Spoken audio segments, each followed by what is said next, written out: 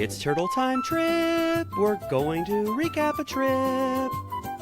A Housewives trip. So pack your bags. Well, Turtle Time listeners, we want you to close your eyes and imagine you're in the beautiful town of Tequila. Ramona is sitting next to you with a scarf covering her head. Dorinda's got a knife in her hand, and a man on a dancing horse just gave you a huge shot of tequila in a horn. Can you picture it? That's the feeling we want you to have as Amy and I recap the shit out of the Real Housewives of New York's Season 9 trip to Mexico. Now open your eyes. Amy, how do you feel? Ugh, relaxed. I want a margarita. I wanted a margarita all 3 episodes. I was like, except when they were like, it's a skinny girl margarita. I was like, I'll take a regular one. Thank you. I'm sure they had a couple, I agree completely. I'm sure they had a couple secret ones where they're like, hey, we'll put a little bit of simple syrup in one of those.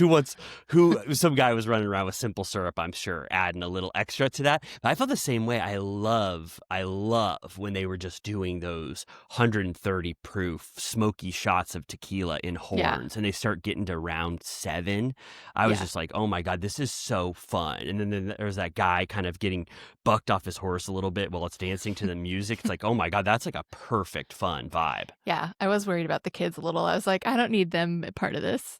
Oh, I was imagining the best. I was just like, these are definitely kids that they're not working in any capacity. They live on this beautiful property and they wanted to bestow roses on the cast members. You're right though. Yeah. Don't think about it too much, but what a fun. I mean, just to say overall, oh my God, I kind of forgot about this one in the hierarchy of trips. You know, we're talking about season 9, RHONY. They go to the town of Tequila. Mexico. Also, they have a town that they're staying in, but then they eventually travel to Tequila. It's like basically Puerto Vallarta, but then they take their helicopters to Tequila just for the little tour that Bethany like hypes up so much that I was like, when it was leading up, I was like, she kept being like, it's such an honor to do this. I can't believe I've accomplished so much that I'm able to give this tour. It's like they go on like a distillery tour like you would anywhere. Like, it's like, it's like a nice experience. It looks nice, but it looks like something anyone could do.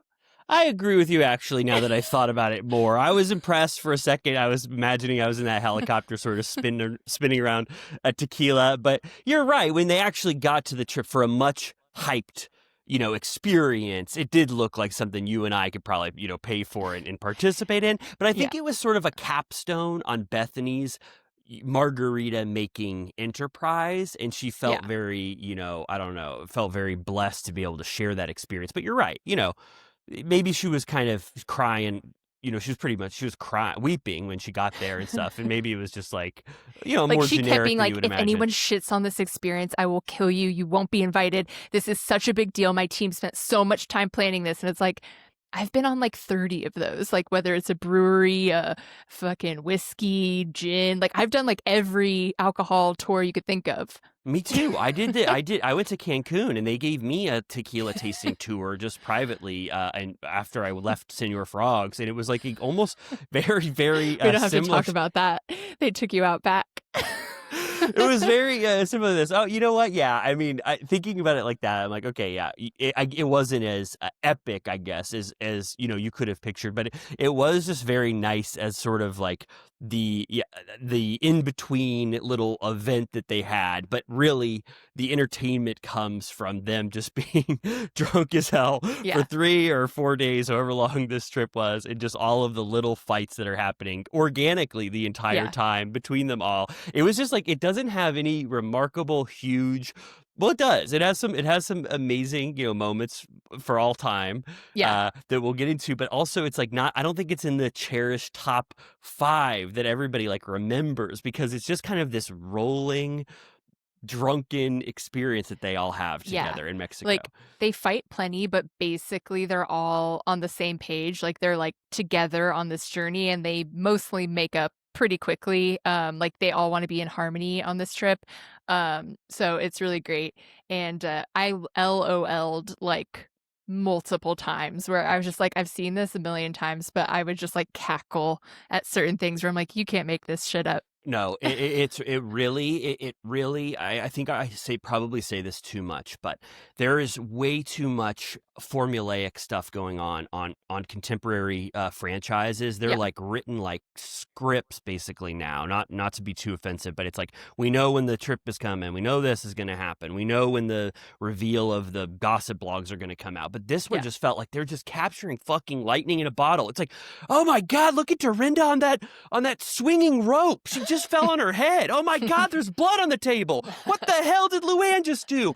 And it almost like the page 6 drama that kind of reminded me of contemporary times of OC. Like, what'd you say in page 6? It was handled so much more just like, yeah, what the hell's Tinsley talking about over here? Who cares? Because look what's happening over here. It wasn't like the crux of everything that we're so Yeah. focused on. It was just in the middle of all this fun, rambunctious activity that was happening the whole time. Yeah, and everyone's borderline, if not full-blown alcoholism is celebrated. Like Bethany keeps being like, my drinker game is tight. I have met my match of like the Avengers of drinking. This is awesome. She's like, I got my drinkers with me, and they are doing their duty here on this trip. Yeah, it really was probably. Yeah, I mean, I think it is the drunkest I've ever seen a group of people, and they stay drunk almost the entire time, and It's it really. so funny. You could just like at any given time, you're sort of like, all right, if I was there, I'd be escorting you to bed at this point. Like, you gotta go. Like, time to go. Yeah, totally. It's almost like the end of their sort of drunken debauchery is when Sonya, who hasn't been drunk in 10 months, just takes a huge pitcher of margarita and basically just starts to chug it. And Luann has to take it away from her at the end. An all-time gif for sure. Yeah. When Luann's just like, no. No.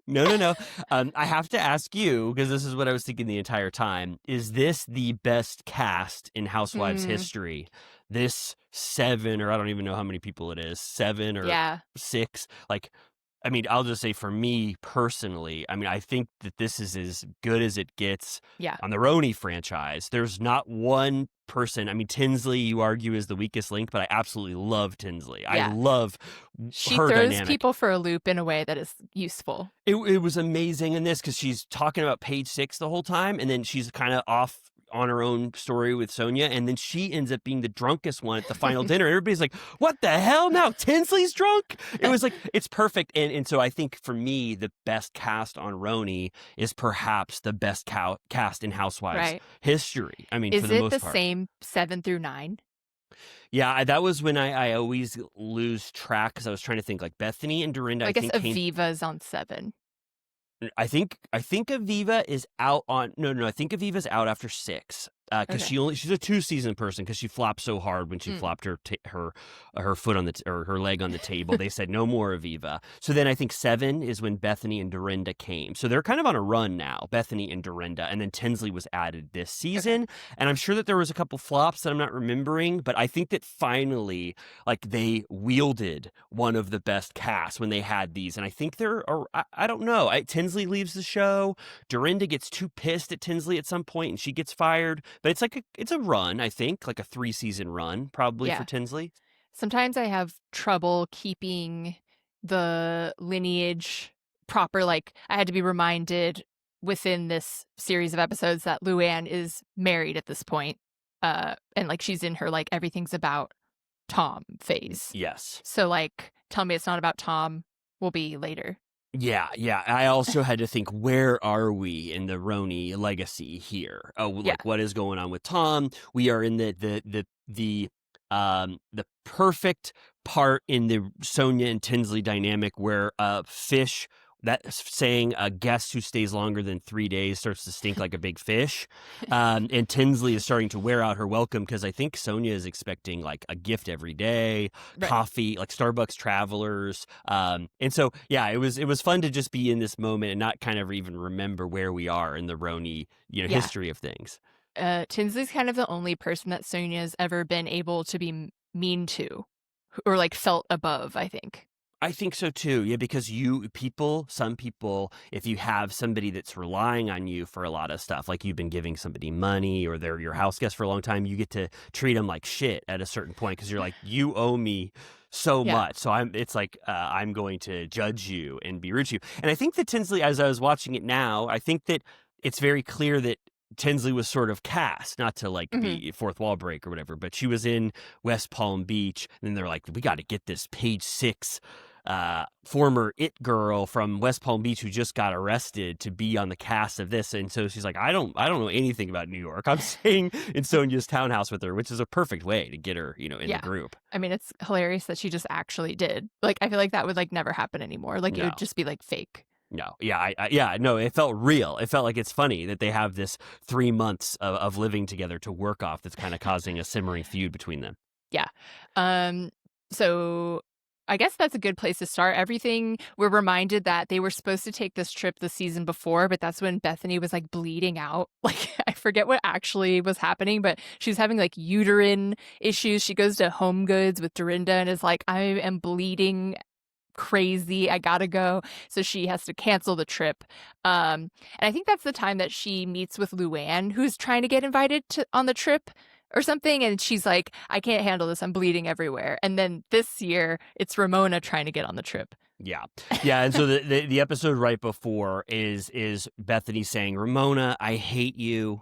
You're awful. You're a despicable human. You brought up my softcore porn shoot or whatever the hell it was, but I don't like to leave people out. This is a show. It's much better if you come. So Ramona, you get to come to this trip. Yeah. But she's still dangling the last carrot, which is you can go on this trip, but maybe you can't go on my tequila tasting adventure. One thing before we start is I do want to say that these are the best taglines. Every single one of them was like an angel singing in my ears. I was just like, it was like, if I'm an acquired taste. If you don't like me, acquire some taste. And I was like, oh wait, that's iconic. Yeah. And then Shoot at the Bee, which you just referenced. Better not miss. Iconic. I forget Luann's. The only thing that could make me, I'm just remembering them. The only thing that's better than being called the Countess is being called wife. There's nothing gray about my gardens. So, that's iconic. Carol, political. In the politics of friendship, I win the popular vote. Yeah, it was a good, mix of stuff. I was like, oh, gray gardens. That's great for Sonya. Acquire some taste. Iconic for Ramona. A little political stuff from Carol. Yeah. We know where we are in the timeline. Totally. Dorinda, I tell it like it is, but I always make it nice. Iconic. She's already got a new catchphrase that she's, hitting on again for herself, which is great. Yeah. So I loved all of that. I was just like, oh, it was instantly already sparking joy the minute I turned it on.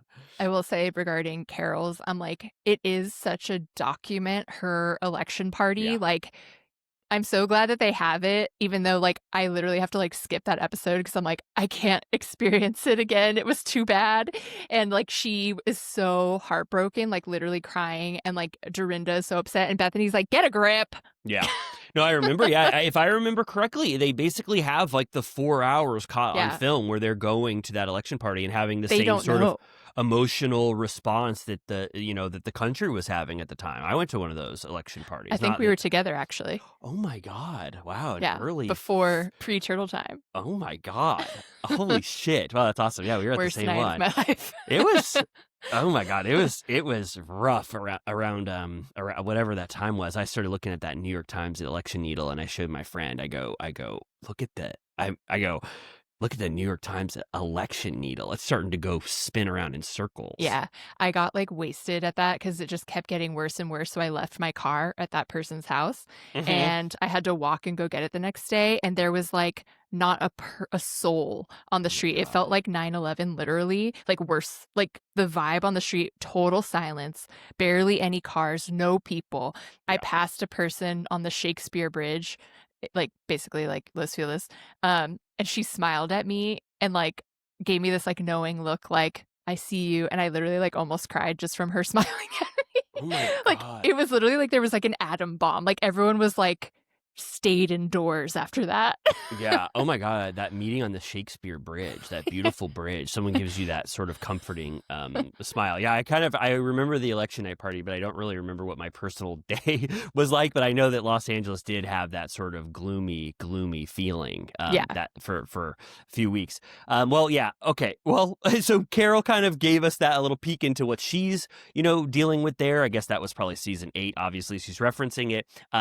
But we start this trip well, you said Bethany was bleeding out of her bleeding. Or Yeah. you said bleeding. Bleeding out of her whatever. Bleeding out of her. But I didn't even hear what you. I didn't know what she was bleeding. I forgot that she was bleeding like that. But then she starts out this trip sick as hell. She's got the flu. She's like, Yeah. God damn, fuck, I can't get this trip going without me being sick. And also Ramona apparently is really sick with sort of a common thing that she has going on, sort of a stomach issue that she has. Yeah, why does she have diarrhea? Just because? They immediately, and I like this, also I like that they don't mess around. It's right there. They're at the airport. They're, there's no plane or anything. We're here in Puerto Vallarta. Yeah, she's like, Bethany's like, we're a real fucking motley crew. I've been yakking all morning, and Ramona like sharted or something. I don't know what's going on with her. And then famously, the first thing I thought of when you were like, should we do Mexico? I was like, pizza face Ramona, who for some ungodly reason got like a high powered peel before going to like sunny beach vacation, which I'm like, I can't think of anything worse. You're literally like, you're supposed to do those in the winter. I mean, I don't know what time of year it is here, but like you're supposed to like be like in the shadows. Yeah, it's kind of, it's a fodder for all of them because Ramona does have very distinct pink sort of peeling skin on her so chin. Bad. And at one point, Sonya says, I'm trying hard to listen to Ramona, but she looks like a pizza pie with no cheese. And it also allows funny. It allows Bethany. Because when she's talking to her, you're thinking that. Like, you're like, Jesus Christ. And then she says it, and you're like, thank you. Yeah, and also it's like perfect for Bethany to just throw a million zingers out because she's so mad at Ramona this entire time. Bethany's comedy is like honed the fuck in. I was thinking about it. I was like, the art of the confessional, like, my God. I was like, they were just fucking like just laughing, the producers, at everything Bethany was saying. Like, she was just fucking spinning gold for them every time they turn the camera on. She's so funny in her confessionals. Like, the only one that's even close I was thinking of is how Stassi kind of blows everybody out of the water on Vanderpump Rules. Yeah. But Bethany is really like just fucking top tier in her confessionals. Like, almost like, no one does like her. Everything is like perfectly crafted as like a turn of phrase. It really, I got outside of the Bethany mindset for a second after the last year since we have talked about whatever the last like Bethany centric thing was, and I got sidelined by all this new shit that she's doing or whatever. But when you see Bethany in fucking action, you're just like, oh my God, you are pure gold. Because it's like, I know she acts like she's better than the Housewives at this point, but it's the perfect format for her. Like, the TikTok thing is like a rambling mess. Like, it's unedited. Like, she needs these little soundbite moments and like to react off of the like shit show that is everyone else. And when it's just her, I'm like, you are the shit show now. Like, this is a disaster. I wish she would almost do like Sheena style vlogs. I don't know if Sheena still does them, but Sheena's way of like making Brock film her and her filming her own and putting them on YouTube and sort of like to replicate television would be a much better format for Bethany than just her having a topic that she wants to ramble on about. It's just not the best format for Bethany in a way. I want to see it all. Dare I say, she just comes back on TV like she totally wants to, but refuses. Yeah. This put me back in a full pro Bethany, having the time of my life, just being like, oh my God, producers were just so happy at everything that Bethany was doing. She says at the start, they're in a car and she goes, oh my God. She goes, I would blow Simon Van Kempen for a Slurpee right now. And it's perfect, funny bait for all of them to reference Simon from and for us, because we're like, remember him?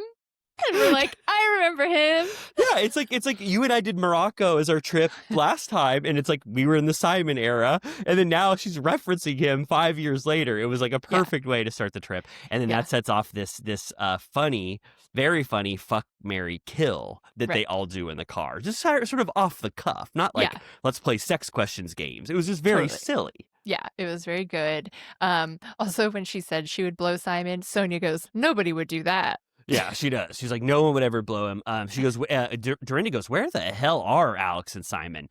And then when they do the fuck, marry, kill game, it's so funny because Sonya is being so funny. She goes, they all answer and they're very thoughtful. She's like, she goes, well, I'd marry Carol, obviously. She's perfect to marry. And I'd fuck Luann. I mean, Luann would do ya. And then Tinsley, I kind of consider her not very sexual at all. So I'm sorry, I would have to kill her. And then Ramona very thoughtfully also goes, yeah, I agree with your choices. I'd fuck Luann. And then Tinsley's a non-event and she doesn't seem sexual at all to me. It's If kind I of got funny. called a non-event, I'd be so sad. It's rough. They're really putting Tinsley through her paces a little bit at this one. You know, they're not ready to sort of grant her full status as a cast member.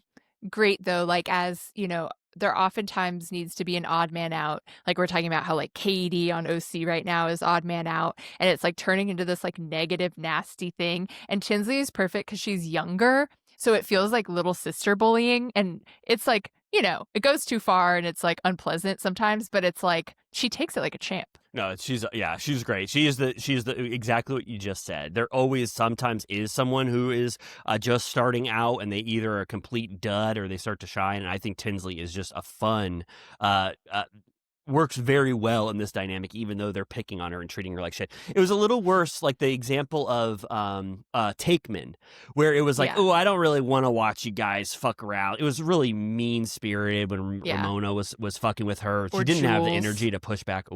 Oh, it was bad.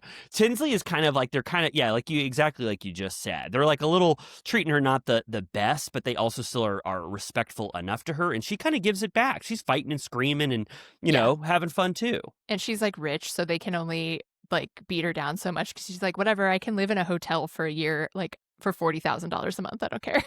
Yeah, totally. They get there pretty quickly, right? Sonya gets a stray wrong dick pic that she talks about, but that doesn't really unsettle them at all for very long. Yeah. They arrive at La Vida Dolce Villa, which is beautiful. I will say, like, there have been highs and lows of the places they stayed. Particularly made me think of Cartagena, how they were all like, this place is crusty, dusty. Like, this is, when you look too close, it's nasty, but this looked so nice. Oh, it's seriously beautiful. I mean, I can't even describe what it looked like. A bunch of different beautiful levels, like a high level here, a bunch of different little villas, that rope swing in that pool. Oh my God, that looked so cool. And Bethany goes, she goes, oh my God, this place is so fucking sick. I am so proud of myself. I love this house. Like, she's like, no one's going to be talking shit about this house for 1 second because it's so beautiful. Yeah. They get their welcome drinks as always, like the trays of margaritas. And Sonya goes, she's already putting her lips on the straw and goes, does this have alcohol? And he's like, yes, it has tequila. And she takes a long sip and she goes, oh, because I'm not drinking. But she like, he tells her before she drinks it, and then she says that she's not drinking after she drinks it. It's great.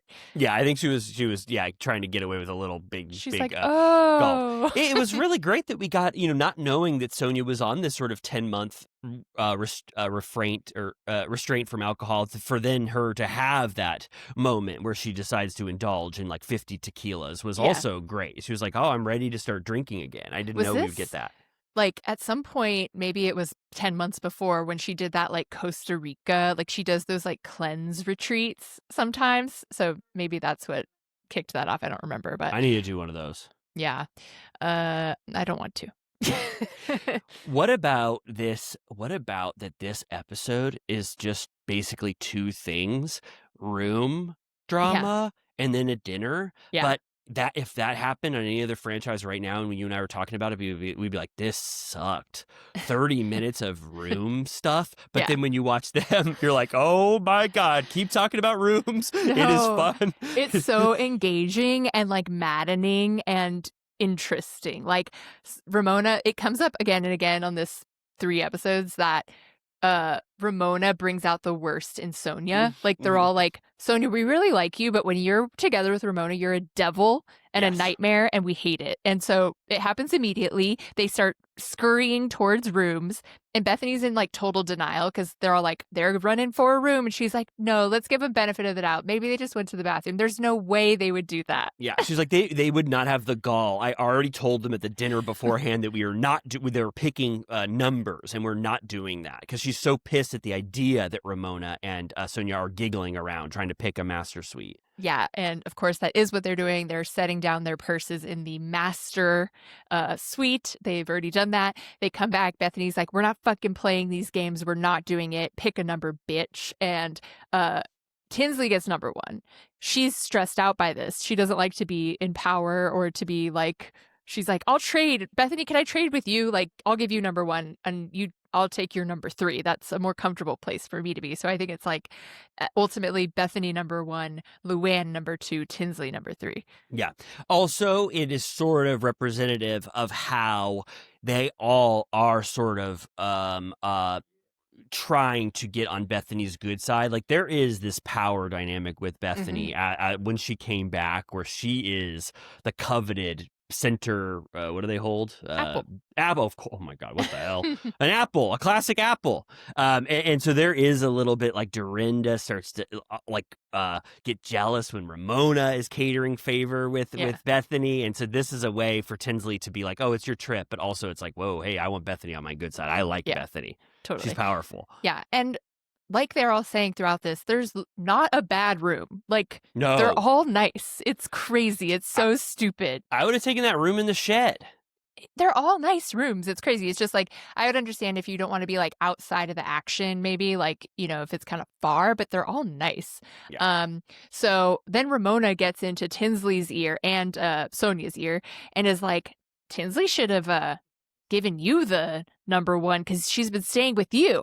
And then Sonya's like, yeah, you're right. I should be pissed. Yeah, it's the exact scene as in Lord of the Rings. I was thinking of when Wormtongue starts speaking in the king's ear to sort of change his mind.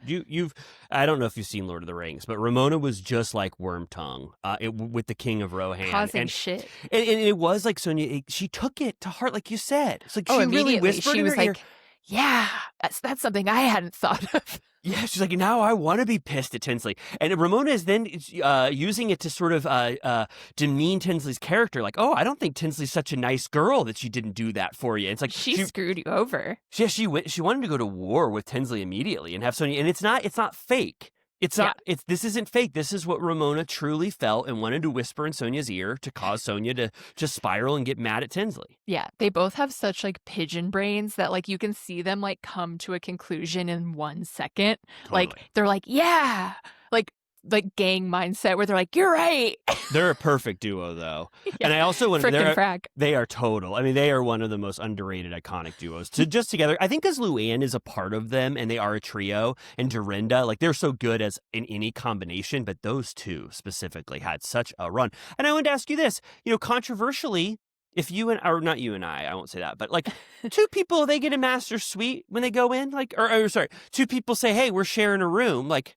I don't know. I kind of see a little bit of the merit of being like, can't we get a huge, gigantic room? We're only taking one. Yeah, but they for do 2 it of every us. fucking time. Yeah, and it's ridiculous. They show the highlight reel of this is the 6th time or so that they've done. And it's like then they like fuck it up so they can't even get the room with like the 2 small beds, which I was like, I don't even know why you want that. It felt like they just wanted to pick something that was unavailable no matter what.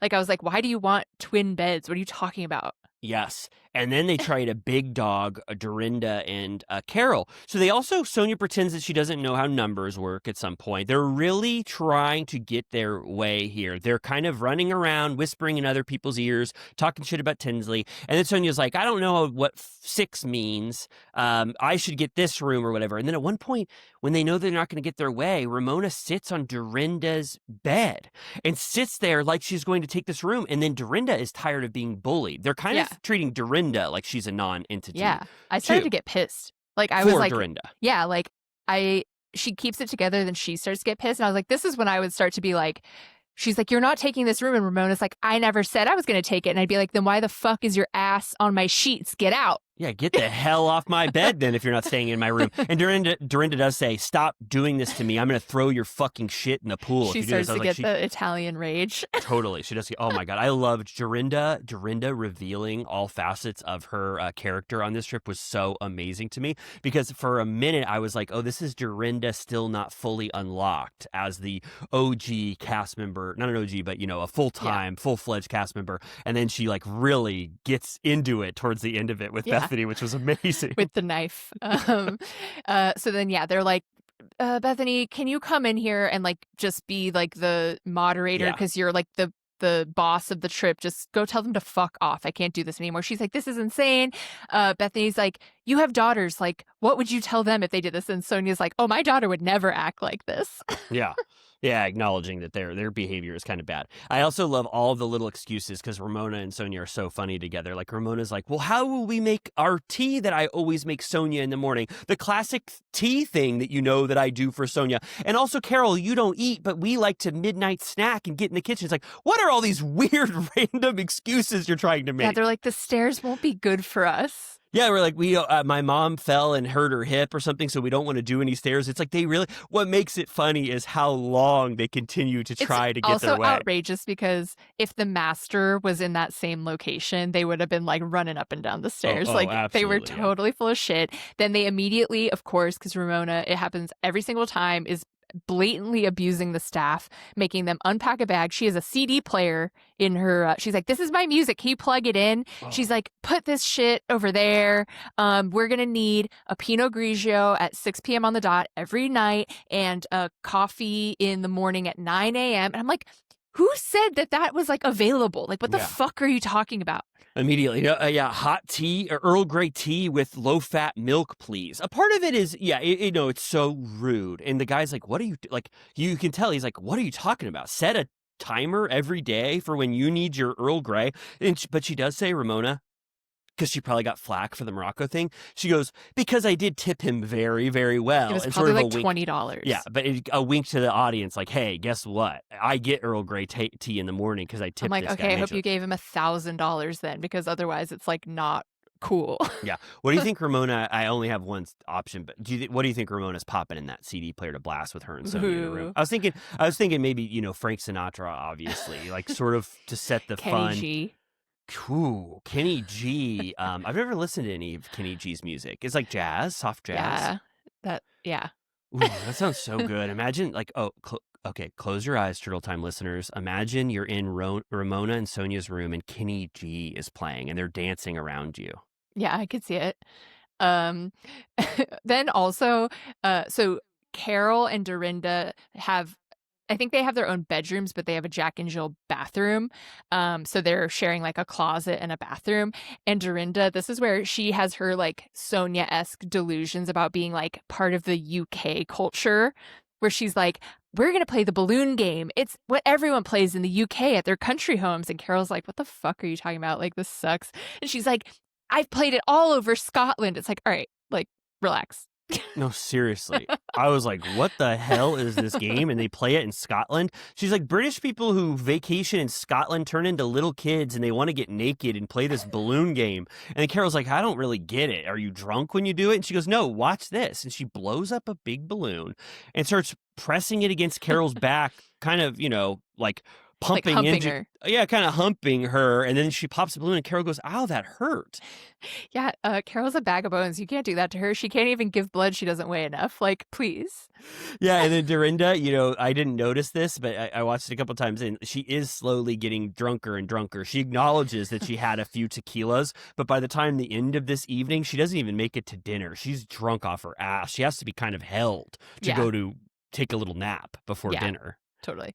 And then also Sonya and Ramona are staying sort of removed and they're being very like romantical out by the pool. Ramona's spouting off about like nonsense. She's like, we need to live in the moment. I love you, Sonya. It's just like, what are you even fucking saying? Like, which happens every moment of this entire trip. You never know what the hell anyone's talking about. Totally. And they're also trying to show their disdain for everyone that they didn't get their way by purposefully not sitting with anyone else and kind of causing everyone else to spiral. Like, oh my God, should we have let them have the sweet? Because look how pissed they are. And they're just having that sort of philosophical. Ramona says, friendships are like the tides. Your relationship with Tinsley is like that tide and it ebbs and flows, but you and I are a forever tide. And then that's when Sonya says, I'm trying to listen to this tide talk, but her face, it's so pink. It's like crusting. Like she did it at the worst possible time. Like it was like the minute it was like coming to. It was insane. Yeah, all right. Okay, dinner. It's dinner time. This happens twice, so it's really funny, but it happens the first time where Bethany doesn't realize how call times work in this environment. She's like, I'm 90 minutes late for dinner, but no one is here. So Bethany's kind of pissed that she's not pissed yet, actually. She just kind of thinks it's funny at this point that she's like, the first one. What the fuck? She goes, it turns out that Sonya, is it like, or Tinsley's getting a text from a friend saying that Page 6 reached out to them to confirm a story that they're about to run, that Tinsley is an ungrateful house guest, and there's a quote from Ramona in it, and she's like, who did this? Either Ramona or Sonya. And Bethany's like, that has Sonya written all over it. What are you talking about? Yeah, totally. She goes, it has the same phrasing of it says when a guest is stinks like fish after 3 days, and also that Tinsley never even got her a gift, which is verbiage or whatever that Sonya has been saying to everyone, that she never even got a gift for it. So they and have Ramona has said that too, where she's like, I think you should get her like a gift or something. Yeah. I mean, get her a gift. Like, I would just nip this thing in the bud instantly. I would give a weekly It would never gift. be enough. No, it would never be enough. And Sonya's milking this thing. But this was delightful gossip blog stuff. Yeah. Well, what we're dealing with now in the OC, I was like, oh, God, this sucks. But this is like, Page 6 call. They're running a report on ungrateful housewife Tinsley Mortimer. Mortimer, what's your and it's like, that is so stupid. It's so dumb. And also the fact that Tinsley, and it's in print, like the real paper. Yeah, it's like going to be delivered on doorsteps in the New York Post to a bunch of New Yorkers. And I like that Tinsley, cares about it in a way, but I also think Tinsley is not at all to her detriment. It doesn't make me dislike her for 1 second, but she is like, oh, I got a little piece of something. I love this. It's a storyline, yeah. It's a storyline, which in addition to everything else that's going on, I was completely fine with it, but I felt like she was overreacting a little bit. Yeah, she was like, and let's not forget that Page 6, like she keeps bringing it up, and Bethany's like, can we go to dinner? It's fucking Memorial Day weekend. No one's reading that shit. No one cares. Like, it doesn't matter. And to Tinsley, she's like, yeah, it does. This is like all I have. Thank you. Yeah, and she says she says I was all over Page 6 because she was arrested for trespassing on her boyfriend's house or something. Right. So she's like, I was on the front page of Page 6 all the time. And so what was his name? Like Tipper or something crazy like that? Like the preppiest prepster name you've ever heard. I think it was I think it was Tipper. Insane. Luann is completely blackout wasted when she shows up to dinner, just like wobbling, like, hey ladies, and you're like, holy shit. It's awesome that she was like Barney Gumble. Totally. Is that his name? Who's Barney Gumble again? From The Simpsons. Oh, totally. Oh my God. So he's burping and has like little drunk drawings around him. Totally. I was thinking of that guy who turns into a fish. Did you ever see that cartoon about the guy who becomes a fish? It's a really scary movie. It's animated. Bernie Gumble. Sorry, guy who turns into fish. Not to be confused with Bryant Gumbel. Who's Bryant Gumbel? Hold on, I gotta find out this guy who turns into a fish. Movie. You never saw this movie? It's you're making me. What? The Incredible Mr. Limpet, starring Don Knotts, who plays Barney. Sorry. Okay, I'm sorry. I know Barney Gumble so well. I can't believe I blew it on that one. But yeah, she's basically doing big burps like Barney Gumble when Luann comes, and it was a great reveal for her to be as drunk as Dorinda already. They go, you got a whistle on your neck, and Dorinda goes. Luann blows into it perfectly to show how drunk. Dorinda's nowhere to be found. No, Dorinda passed out in bed. She was so drunk. Yeah. Can't go to dinner. Then they're saying that Ramona and Sonya are still doing their makeup upstairs. And Bethany goes, putting makeup on Ramona right now is like throwing an extra deck chair off the QE2. Like, leave it alone already. Yeah, and so I laughed because it had the sort of semblance of a joke, and I loved how Tinsley was like laughing. Tinsley was gagged. It was a knee slapper, but But I didn't know. I knew it was funny. The QE2 didn't sink. Yeah, sorry. It had the what's that called? It had the she rhythm of the a Titanic, but it was funny. Somehow QE2 was even funnier. QE2 is funny. It had the rhythm of a joke where I was struck by it, but I didn't understand it. But I get what she was trying to say. It does know you, but throwing an extra deck chair off the QE2, which didn't sink. But anyway, it's a ripper. And then she doubles down and does a better joke. I was like, oh my God, she gives you options. She goes, it's like Jeffrey Dahmer came and ate her face off or whatever. It's like, hey, if you didn't like the QE2 shit, which I know Tinsley did, I got a Jeffrey Dahmer one coming up. It's like so funny. Every comedic writer gives a Yes. few alts. Okay, then Luann is wasted, but she can hold it together. Like she She's can still awesome. operate. She's like, let's toast to this beautiful house, this trip. Thank you, Bethany, for like putting this all together. And Ramona, who has joined, goes, it's a group trip. Why would you thank her? Yeah. And Bethany's like, why are you such a fucking asshole? That's what I want to know. Yeah, totally. So Ramona tries to do a little bit of a fourth wall break. Like, this is a cast trip. Like, why does it matter? But yeah, it's so stupid to sort of drop the ruse for 1 second, especially because you imagine that Bethany set this thing up in spirit by going to this tequila tasting thing. So it's very sweet. But Ramona is tired of people kissing Bethany's ass at this point. Yeah. So she calls it out. Bethany really just doesn't want anything. You know, she's ready to just go to war with Ramona at any time. Yeah. And that's why she calls her out at the table instantly. Yeah. She says Ramona could fuck up a wet dream. Totally, yeah. And then this is when the talk of page 6 Tinsley goes. And another thing, page 6, I'm going to be labeled an ungrateful housewife to everyone in the New York Post when it comes out. Who did this? And Ramona says, I avoid the press like a Lee. What is that? I think she meant. I think she said I avoid press like a leper. Like leprosy. Okay. And I think that she just forgot what she wanted to say. And so she said, I avoid press like a Lee. But you could tell that she kind of darts her eyes back and forth like, what the hell did I just say? I don't know what a Lee is either. I depended on the subtitles for that. I was like, I have no idea what she just said. I think that she got stopped in her tracks trying to say, I avoid press like a leper. Okay. Is it okay to still say lepers? I think so. It's like, I don't think there are lepers anymore. Lepers. Yeah, right. Or people used to say people with leprosy. People used to say people. So sorry if anybody's suffering from leprosy, but do we have any little leprosy cuties? I hope not. I hope you're doing okay. Yeah, it's not. Also, I think I remember the phrase being like, wasn't it? I avoid them like a plague. Leper.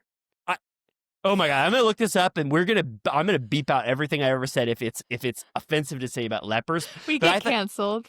It's like, oh my God, Turtle Time talks about lepers. Okay, and then Tinsley is making a big meal of it. She goes, which one of you did it? It had the gift comment. And at one point they say, Sonya goes, you were telling everybody at our dress to the kilt party, which I don't know what that party was. You were telling everyone. We were screaming, in a fight about you being an ungrateful housewife. So there could have been a reporter with a little pencil behind their ear and a newsy cap saying, "Oh, I got a big scoop, for tomorrow." Yeah. So it's not clear that Sonya actually did this. And then Bethany does say, she goes, if it didn't say while Sonya was sipping Ramona Pinot Grigio, you would never find this story unless it was purposefully advertising some of Ramona's products. So it couldn't be Ramona. Right. At one point, Luann's trying to stick up for Tinsley, being like, why do you do this to her? Like, this is messed up. And they're like, Luann, you're drunk. You're not following. And she goes, I'm following in a major way. Yeah, she was. And I was kind of like, Luann is an amazing drunk. She was doing fine. She wasn't saying anything too outrageous. But I believed her. Like, she was being logical. Like, I was like, you understand. Yeah, she was great. I was like, oh my God, this is a great drunk friend to have on your side. I was like, I would say, Luann, keep talking. But then at one point, I think Luann does almost barf in her mouth. And she goes, I need to collect myself in a major way. She says it again. She's like, I need to recollect myself in a major way. I've done that. I've had to recollect myself in a major way at a table. I love a comeback. Oh my God, it's awesome if you ever get one of those. It's so cool. Oh my God. I think there was that. I think it reminds me of a Summer House moment, I feel like, where they like really celebrate someone who was able to come back down and party with them. Yeah, totally. Rally. And then I think it's kind of a little bit of the end. It sort of fizzles out because people don't want to be around Tinsley. They're kind of like, Tinsley's screaming. She screams too much, similar to who's getting called a loud. Oh, Stephanie on Miami. They're like, she screams. We don't like this type of volume on this cast. So they try to give her that. And then Ramona goes with Luann to have a little bit of a drunken heart to heart about Bethany. Yeah, they're kind of just like side by side sitting on the steps. I was trying to squint my eyes to see if she was ripping a cig. I didn't see one, but I was like, this would totally normally be what she was doing. She goes, they're like, I love Ramona, and Luann goes, I love Sonya to death, to death. It's just amazing conversation. It's so fun. And then this is when she goes, I think she goes, I gotta get to bed, Yeah. or no, just or maybe just takes a little pause to dance. I think She tries to get up, and then Ramona like has her hand, and so then since they're holding hands, Luann does like a little jig while they're holding hands, and then she has to keep going down. There's like 3 steps, and this is iconically where she eats shit into the bushes, which somehow is like off camera. Yeah, I don't understand what happened. I think that they edited it so quickly, but Luann does take major steps towards what you just said, those 3 stairs, because Ramona, it takes her a while for Ramona to get there. But they cut it so quickly that it seems like it just happens instantly. But when you say Luann fell in bushes, it doesn't bring the mental picture that is really there. Words can't express that Luann is deep in the bushes, enveloped completely by bushes, where you just see a little half of her face and legs are sticking up. It's cartoonish. She's so tall. Charlie Chaplin would be like, "That's the best fall I've ever seen in my life. I want to fall in bushes like that." No, it's amazing that I'm like, thank God, like Luann is fit and like fell correctly, because she falls twice. The one is coming next, and I'm like, truly, the fact that she wasn't injured is like fantastic. The other one is so major. That one would have taken me out. I would have had to go home on a helicopter. I'd have been like, oh my God, I just hurt myself so bad. The fact that there's 2 drunken falls from Luann, this is when one right after the other. That is when I was just like, this trip is just so fucking amazing. It is so funny. So they get, Ramona is laughing. She's She has this amazing laugh that she did. I remember it from the Morocco trip when she's really tickled by something. She gets the people, some of the staff, to go help, and Luann is like, oh my God, I just fell in a bush. But she's drunk. She's still having fun. Ramona at no point, so like, she falls out of the bush. The men help her out. She then, because this whole place is like platformed, like everywhere you go, there's like a few steps, which is kind of like a drunk nightmare. Like it's like unsafe at every turn, and it's dark. Yeah. She just, instead of going around, she goes down, and she completely eats shit onto the concrete, like from a couple steps above. And she goes, that's bad. That's bad. And Ramona at no point for either fall puts down her glass of wine, rushes to help her, but she goes, you should have gone this way, but you went that way. And she's just like drinking her wine, never very concerned at all. Not really. I think you could have broken an ankle, darling. Yeah, she was kind of just like treating it very matter-of-factly, like you could have broken your ankle, honey. That fall, they really captured on camera. You see the full thing. Luann took a major spill. She thought it was just going to be a little small step, and it was a huge step. She could have gotten so fucked up. Like, she could have hit her head. She could have, like, hit her elbow, like, broken her arm, broken an ankle. It's like, Yeah. People have gotten more hurt by much less. Oh my. Oh. That's what I was just saying. I could slip for 1 second, and I would have been in the hospital. Like, it would have been even half as bad as what Luann suffered through, and she's fine the next morning. I think it's because she was so wasted that it's that thing where, like, people that get in drunk driving accidents are, like, relinquished. Like, their body is totally, like, untense. So she just, like, took the shock of the fall, like, with ease. Oh, totally. Yeah, her mind was too drunk and gone to even process the pain. So it's like, I don't remember it, so I can't show you what the pain was. I did love Luann's drunk talk because she's so funny drunk. She's just such a good, I mean, not a good drunk, but she's just so funny constantly. And she was like, when she peeks in at Bethany, she goes, oh my God, she goes, Bethany looks like she's going to kill someone in there. And I just love that, like, off the hand topic of her, like, peeking at Bethany, being like, oh my God, Bethany is really fucking pissed in there. Yeah. It's so funny. And yeah, these episodes all sort of just like bleed together. Like, there's it's just that, like, it's the next morning now. Like, we could just go right in. The first one, by the way, is called Tequila Floor, 3 Tequila Floor, which is pretty good. What does that mean? Like 1 tequila, 2 tequila, 3 tequila, 4. The reason why I'm drawing a blank is that I don't know that chant. Well, okay. you knew. Oh, sorry. I don't want to. I don't think it's always tequila, but it could be like 1 tequila more. 1 tequila, 2 tequila, 3 tequila, 4. 1 more, or 4. Oh, right. Okay, yeah, so 3 tequila floor. For such an, again, like when Scary Island was just called like Gummy Bear season or whatever, I was just like, you got something iconic here. Yeah. Let's give these titles a little, like part 1 of the tequila trip or something. You know what I mean? Yeah. But anyway, whatever. This one is Tequila-thon. fine. They didn't expect anyone to ever comment on these titles, so it's like, It's true. yeah. Luann goes, she goes, whoa. She goes, I was drunk last night. Alcohol and sugar sent me to The bed. alcohol. She always says alcohol. But I love the transparency. She just goes, I got so wasted, and laughs. And I'm like, everyone's always like saying that they're not drunk. They don't have a problem saying like, what? Like, she's just like, oops, I got wasted. I'm like, yeah, who cares? Yeah, I know, it's awesome. Dorinda's monocle falls off completely when Carol accuses her of being drunk at the end of the strip. I was like, Dorinda, my God, you were drunk. You can't even speak. Like, just please. say I was drunk as hell.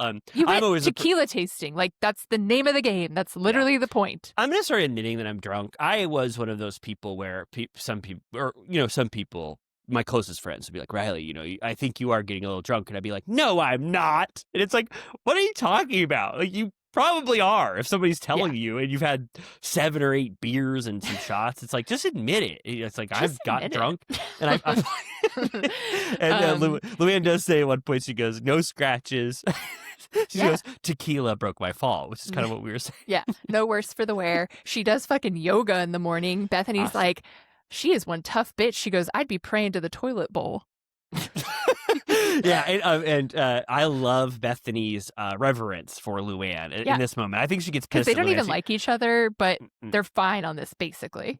This whole trip. They're kind of like, whatever. She's a tough bitch. You know what Bethany is she's sort of like a super audience surrogate. Like, Carol is an audience surrogate, and I love her. Carol's commentary is always so funny. Her looking at them like they're they're zoo animals. But Bethany is like the hyper version of that, where you're like, oh, I love you commenting on absolutely everything because you're so funny and you're out of place too, just delighting in talking about all this stuff. Yeah, I love it. It's like, this trip is great because I think at this point, this is the period of time where she's getting paid more than anyone. She thinks she's like too big for everyone. Like, on most trips, she keeps bragging to this day that she would come a day late, leave a day early, like, could do whatever she wanted and not have to fully participate. But since this is her trip, she's in it throughout. She talks shit to everyone, but lovingly so. Like, she's part of the group and is enjoying herself within the madness. And so it's very enjoyable to watch. Yeah, I agree. I think she feels more a part of this group than I think she did probably in the 7th season when she was just coming back, because she felt better than everyone. She's also like, I'm utilizing this shit as a full-blown advertisement. Yeah. I remember Andy was like, you have no idea how many skinny girl picnics we had on the cutting room floor to try to get around Bethany just making everything an advertisement. They go to her office on the episode before these 3, and like every single office supply is skinny girl red. And like when they go on the tequila tasting, she's wearing like red boots. Like, she's like obsessed with the skinny girl red. Like, I wonder if like to this day, all of her properties are like red, red, red. I wonder. Oh my God. I want a little peek at those properties. She moved. Florida. I think she still has a New York City apartment and Hampton's place, I think. She sold her Connecticut place. Oh, really? Yes. Okay. Is she in West Palm Beach? That I don't know. All right. That comes up later. Yeah, and then totally, and then Tinsley gets. This is fun. This was fun. This really was like cementing Tinsley's sort of run this first season, because she had this amazing date the episode before with Scott, 2 episodes before, with Scott, where they had this whirlwind kissing on the first date. Carol set them up. It's like the best first date. What's that called? Blind date. Best blind date you could ever have. The Coupon Cabin King. Coupon Cabin King? I forgot that aspect of him. He's the coupon code coupon czar. Oh, that's what I looked up. He's the coupon code. He was sort of an early precursor to that honey code gatherer. That like never fucking works, by the way. Like don't tell that to I'm gonna blow up Megan's spot. She's a honey head. I always try, but like I feel like half the time they go, "You have the best deal." Yeah, they're kind of dismissive to me too. They go, "What were you looking for? You got the best deal." But if they don't get you a deal, honeycombs a bunch of points and they gather them up like in a big beehive, and they'll give you points towards your purchase. Not so they're kind of like, hey, we didn't spot you any promo codes, we didn't scour any promos for you. Here's a bunch of points that you could put towards your. I wish we were getting paid for this. No, I know, but I just had to because I know if Megan listens, she'll be like, you have to talk about the pros of using honey. But so Scott had it. Yeah, Scott had an early honey sort of combing enterprise. Yeah. Okay, so then Ramona and Bethany have a little bit of a one-on-one. It goes sideways. She's like, I don't think you should come to the tequila day like you said. And Bethany's like, I don't think you like me. And Ramona goes, I don't not like you. Yeah. It's a power play for Ramona. It's about Ramona. What do you call this? We talk about it. It's a little bit of Ramona feeling off kilter as a OG, person when Bethany came back and sort of took the crown right off of Ramona and Luann's head and took it for herself. That beautiful golden apple that they give the center holder. The other ones get red. Yeah. What are the best apples? Like, Honey Crisp. Yeah, Honey Crisp is a huge one, and then I think a Gaia apple is that big beautiful Gala? one. Oh, sorry. Sorry, I don't eat a lot of apples, but Gala apple, that's the one that Bethany's holding. And I think Ramona, that's everything that Ramona is doing now is trying to show that she's just as powerful as Bethany, and she doesn't give a shit, what Bethany does. She goes, I know the contract rules. I can come no matter what, bitch. Totally. Yeah, she doesn't care about the Bethany clause. No one does. Okay, then we get Sonya versus Tinsley. They're still talking about page 6. Sonya's being a total bitch. She's like, at one point she's like, that's what you moved back for. It's like, you knew you were going to get pressed. She goes, the Post is going to write about it, so get ready. Yeah, she goes, you were in the West Palm Beach Times. Now you're in New York. The New York Post writes about us. Get used to it. And Sonya doesn't give a shit about this page 6 stuff. And she goes, why would I call this reporter and dispel some rumor that I had nothing to do with? But it is kind of funny because with one phone call, if Sonya didn't put this story out, she could say, hey, no, I think Tinsley's a wonderful guest. She's doing fine, but she doesn't. She's like, I won't cater to these page 6 people at all. I forget who says it, either Bethany or someone else. They go, Sonya's never met a story she didn't love, whether it was good or bad. Like, she doesn't understand why it's even a problem because she just wants her name up there. Little did they know that Sonya was going to get kicked out of Cipriani's, and when she said, do you know who I am or whatever, Sonya did not like that press. And then remember, we never talked about this, but Sonya got like wheeled out in a stretcher like 2 days later. Do you remember? Oh my God. Can I give a positive Sonya though? Yes. So that was a nightmare 6 months ago. She was having a rough time. I just saw her at the Downton Abbey premiere for the final chapter.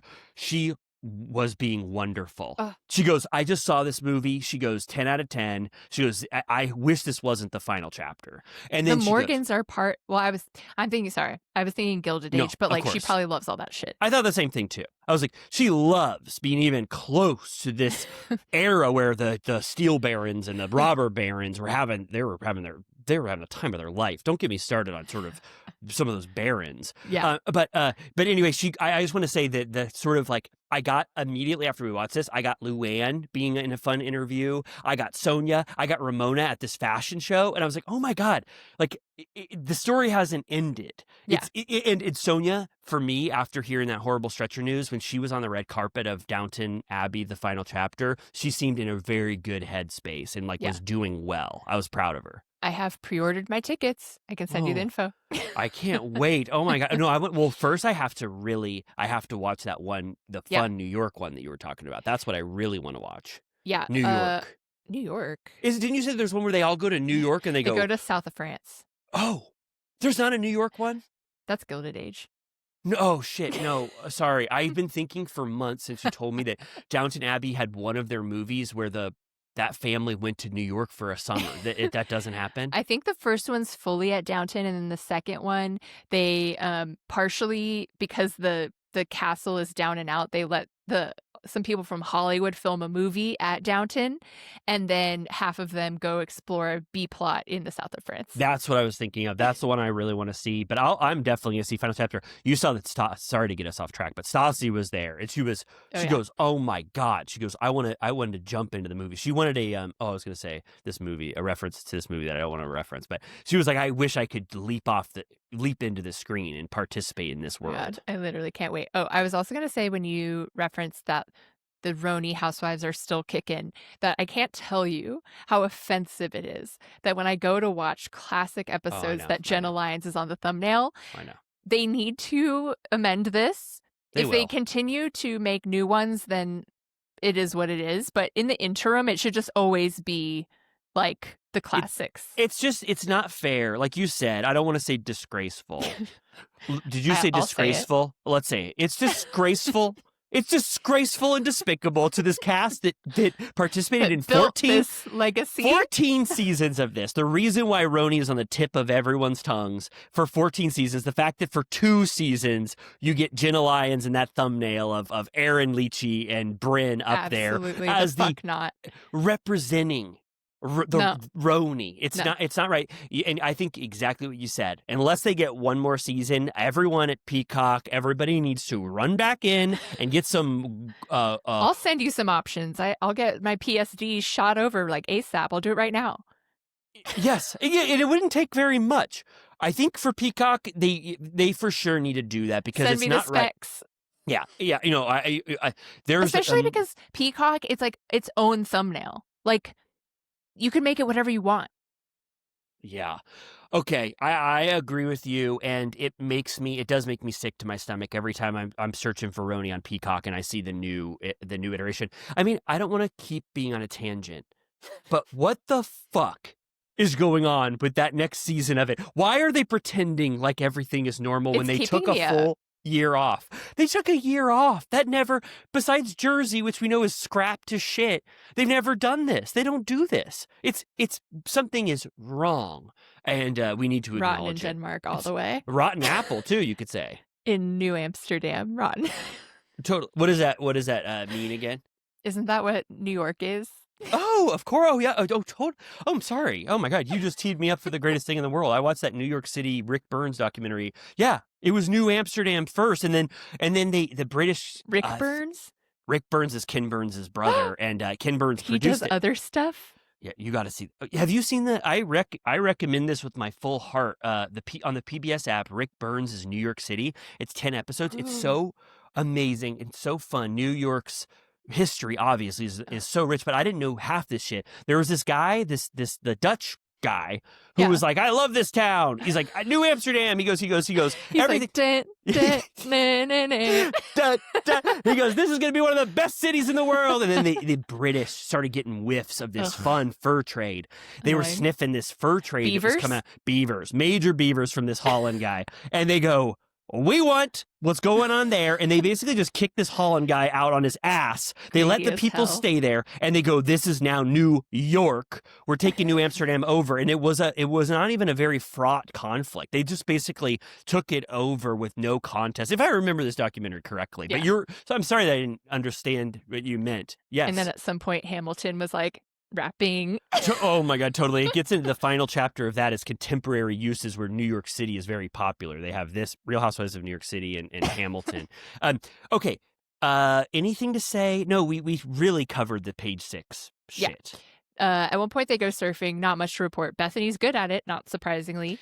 Not much to report, but still very fun. Seeing Dorinda on a surfboard, Luann kind of biffs and falls on her head. A lot of physical comedy from Luann. And then Bethany's surfing, like hanging 10, kind of ripping it up in the waves. I was just like, oh my God, Bethany, that was awesome to see that. Yes. Okay. Then they go shopping. They do, and I loved this because this happens on every trip, and we're like, let's show shopping, and half the time it's boring, half the time you're like, what the hell, like I don't know why we need to see this, but this one was funny because Ramona is great and makes anything. She's Ramona-ing. Yeah, not great, but she's entertaining as hell. She tries to buy her way back into Bethany's good graces with bribery by buying Bethany a big, beautiful dress at one of the shops and a bag. Yes, because Bethany, who's fired up about this shopping, she's obsessed. She's like, oh my God, this is so cute. I'm obsessed. I love this. It was awesome. I liked all the shopping. Yeah, everyone was finding cool stuff, but Bethany's card got blocked, which I don't even think happens anymore. I think credit cards are like over that. They're like, all right, like you don't even have to call us anymore. They text me. They go, are you in Palm Springs? And I go, yes. I go, let me like, rip. You went 100 miles. How far is that? Yeah, they go, let me go nuts. And they unblock it. But she goes, my assistant was supposed to do that. She kind of throws her assistant under the bus. Totally. So Ramona's like, I'll buy it. So she's like buying everybody. She buys everybody these bags except for she forgets Dorinda. Well, it kind of spirals, like Dorinda says. She wanted to buy one for just Bethany, but then she's like, Luann's kind of there around there. She's like, oh wait, and I got to get Sonya a bag. And who else do I love the most? And then Luann's like, can I get a bag? I'm loaning you money towards this. Yeah. So finally, I think it's 5 bags, and only Dorinda and Tinsley are left out. Yeah, she goes, where's my gift? She goes, pick something. Yeah, and Dorinda's like, I'm left out. They really are not treating Dorinda with a lot of respect yet. In this, Dorinda becomes, a major force to be reckoned with, I think, over the next couple of seasons, but she's not there yet. They still treat her like shit. Right. They go back to the house. Bethany's in a good mood. They're in the hot tub. She tells Sonya, like, all right, like, I don't want to make a thing of it, but like, I think Ramona should come to the tequila tasting. I don't want to tell her. You just tell her. I don't want to like make it a thing. It worked though. And Dorinda does say at one point, she goes, I don't think Bethany's going to leave Ramona out of the trip. Like, I think she's got a soft spot and she's going to do it. And Bethany ends up doing it. She loves that bag. She's like, she goes, she bought me with a bag and that dress. And so, she tells Sonya to relay the info to Ramona that she got back in. Yeah, Sonya's like, she's really been reflecting. And she's like, when? In the past, like, one day? Like, I haven't seen any changes. Yeah, and Ramona's almost acknowledging in the confessional. She's like, I just want this over. I want to go on this tequila trip so bad. So I'll buy anything to get Bethany to stop talking, to me about this stuff. Confessionals on these episodes are insane. Like, her way of speaking is so crazy. She's like kind of out in outer space the way she talks. Sorry, go ahead. Oh, I was going to say at one point she makes an iconic reference. She goes about the room. She goes, what's Superman when he gets to his palace of solitude and there's kryptonite in it? She goes, I'm like that. She's like, I need the sun. Without it, I die, like Superman with kryptonite. And Sonya brings up something she brings up many times to come, but she goes, I used to stay next door to Ramona and Mario every night in the Hamptons, and those walls were paper thin because they built that place like 2 years ago. She goes, they had sex every night, and when she's getting banged, she's happy. So there's no way that she's happy. And I'm like, okay, shots fired at their construction. You were listening to them have sex night after night, and you're telling everyone about it. Totally. And at one point, she says Mario was like a sledgehammer in there. She goes later. It's like, and the next episode, she goes, you guys were having sex every day. I was there. Yeah, it's awesome. That's her theory. What do you mean you were there, you freak? Yeah, that's her theory, her overriding theory for Ramona, that she's really unhappy that Mario's not late. I was gonna say something kind of gross, but sledgehammering her, every single night. Okay, then sorry, this is so great. There's just a million funny things constantly, but they peer out from the hot tub and they look and they're like, is that Ramona?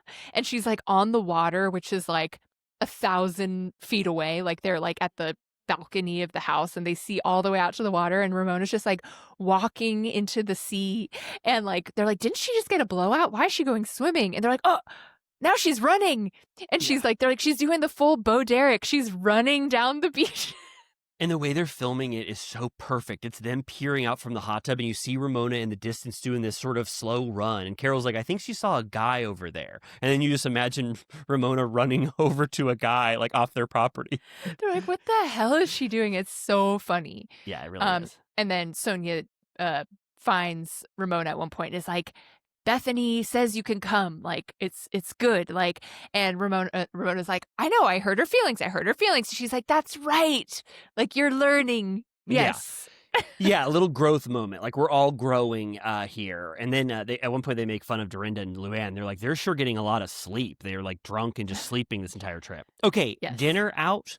I don't know if we have to fully talk about because while we're talking about this trip, I'm like, the least interesting stuff is just to talk about the page 6 stuff going back and forth. But Sonya starts to get really mad at Tinsley for bringing this up constantly.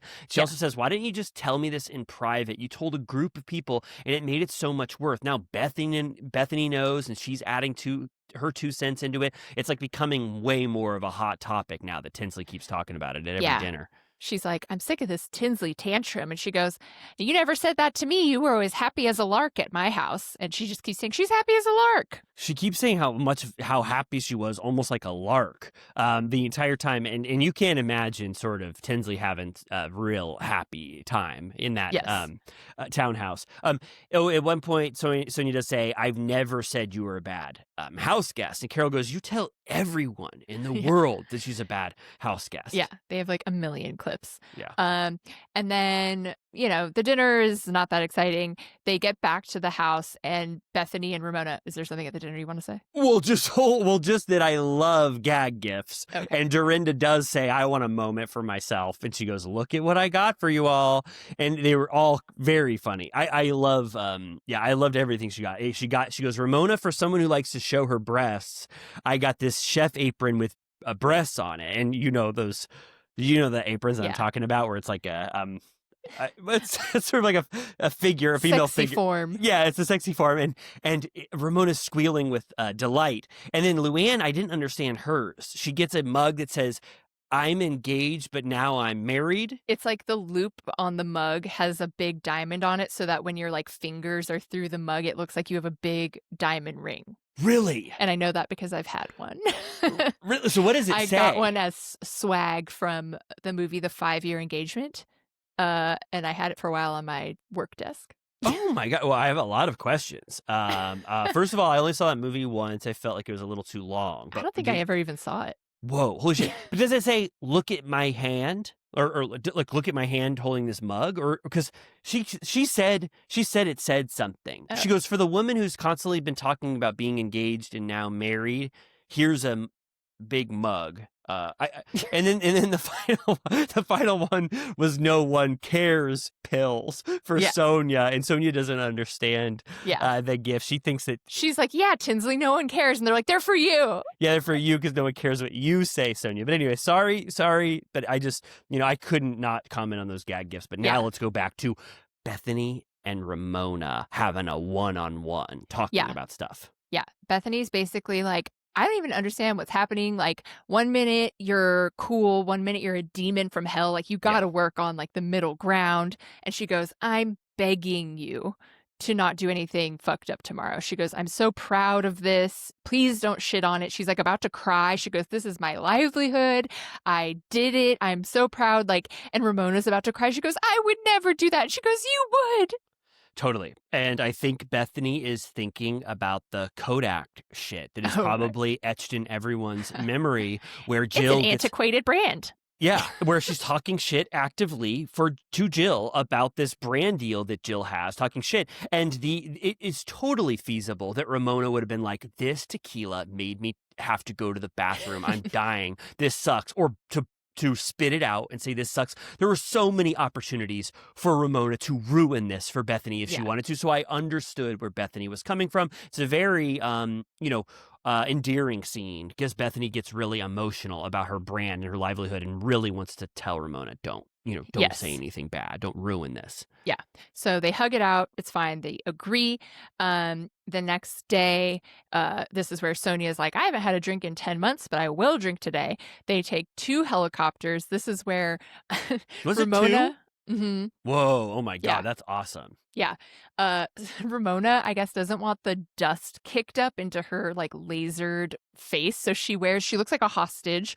She's wearing a scarf all the way around her face, like covering her entire face. They have to hold her arm and guide her on. She immediately slams her head into the top of the helicopter because she can't see shit. Yeah. It's insane. Talk about just amazing images. Just that alone. Like if you made that the cover image for Real Housewives of New York City is just Ramona coming out of the helicopter with either the scarf like on her that, head. That's like the same as like Vicky coming out in Iceland with the sheet over her. Like, it's insane. It really is. You know, those moments are sort of underrated when you get that pure cinematography or whatever. Like those moments captured like that. It's wonderful. It's not even the 50th thing that you would remark on about this trip, and it's one of the things that Ramona is just doing because her skin is going to get, you know, potentially hurt by the dust or whatever. Right. Yeah. Bethany, as they take off, is like about to cry again that she's so proud of all of this. And I'm like, I mean, it's nice that she's feeling that way. That's nice that she can finally like enjoy the fruits of her labor. But again, I'm like, I mean, you guys could do this. Right. Yeah. I'm, you know, I'd probably be crying about myself, and I'd be going like, pat me on the back, guys, look at what I did. This is amazing of me. But I get what you're saying, that this is a very probably traditional tequila tour. Right. You know what I mean? And when they get there, this is when we get the stuff. There's bongo playing, there's performers, there's a guy that's holding fire in his hand. Yeah. There's the person who is on a horse that dances to music to the exact sort of beat of these beautiful songs that are playing. And then I think the children blowing, or not blowing, but like throwing roses out, you know, around. Yes, there's like a lot of entertainment for the white ladies. This is where when they get there, they get like, it's like these cool clay vessels that they're drinking out of, but it's Skinny Girl, which that was the moment where I was like, I don't want the Skinny Girl. Just give me like the real tequila, like margaritas. Yeah, I think so too. Yeah, totally. Oh, at one point, Ramona, because she got back with Bethany now, she's really going overboard with complimenting, like going like, that was one of the fastest helicopters I've ever been in. Look at that guy holding fire. I've never seen anything like this. And Dorinda starts to get a little jealous. Or not jealous, but just like, she goes, I can't stand Ramona flattering Bethany like this. It's so, you know, it's so apparent what she's doing. I wish we could just pull over and Ramona would pull Bethany's pants down and she would kiss her ass already. Yeah. Because she's just really pissed at this moment. Yeah. I mean, yeah, they are like, and also Bethany's in such a good mood that she's like into it. Like at one point she goes, oh my God, there's a tattoo shop. We should get tattoos. Like she's being very like, anything goes. Like, this is awesome. Yeah. This is where they go to the factory. He gives them these bullhorn shot glasses that they wear around their neck. They drink 130 proof tequila. And this is where Bethany's like, my drinking crew is tight. Like we've been training for this our whole lives. Like they're not going to let me down now. Even Carol is slugging tequila number 2 out of a bullhorn. Yeah. It's so cool. Ramona goes, this is one of the most sexual things I've ever done. She goes, the way tequila goes warm down your mouth and explodes, this is a completely sexual experience for me. She's always saying some nasty shit like that. So then, yeah, they see these little boys who are like handing them roses as they go to the lunch, and they're all like, oh my God, they're so obsessed. Bethany also brings a little gag gift of these drinking buddies who are these little muscle men that you hang in your drink, and they're all wearing different color Speedos, so you know which one is yours. And I was like, everyone went fucking mad on Amazon. I want those so bad. I've never seen those little muscular drinking buddies. Yeah, no, I'm going to Amazon right after, or wherever you can get those drinking buddies. They were so funny. It's like, keep the drinking buddy attached to the lip of your cup. And then they're like, my drinking buddy fell in. Like, they're so funny. I've never seen those before in my life.